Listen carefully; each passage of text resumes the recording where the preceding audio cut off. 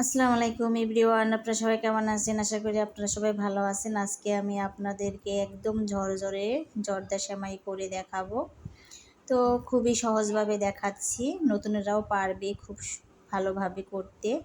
তো আমি সেমাইগুলোকে প্রথমে আমি ভেঙে নিচ্ছি। তো সেমাইগুলোকে আমি প্রায় 3 থেকে 4 ইঞ্চি পরিমাপে কেটে নিচ্ছি।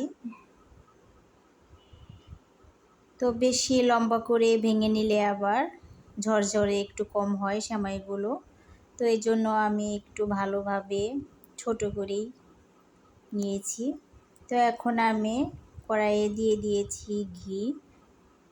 তো ঘি দিয়ে করলে খুব সুস্বাদু হয়, খুবই সুন্দর একটা ফ্লেভার আসবে। তো এখানে দিয়ে দিলাম কিছু গরম মশলা।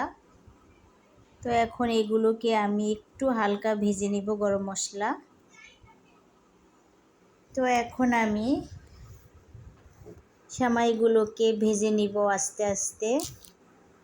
তো ব্রাউন করে ভেজে নিলে খুবই ভালো হয় সেমাইগুলো।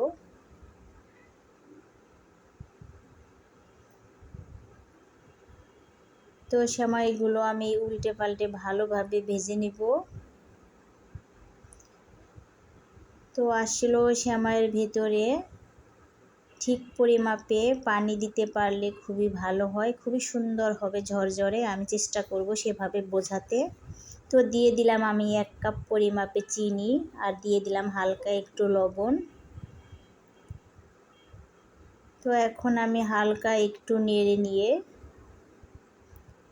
পানি দিয়ে দিচ্ছি এখন। তো 1 কাপ পরিমাপে পানি দিয়ে দিলাম। তো এখন আমি ঢাকনা দিয়ে ঢেকে আস্তে আস্তে রান্না করে নেব।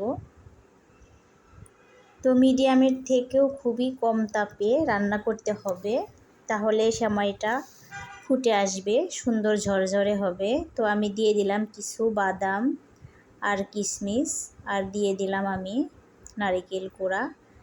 তো এখন আস্তে আস্তে আমি আরেকটু সময় ভেজে নিব, তাহলেই হয়ে যাবে আমাদের জর্দা সেমাই।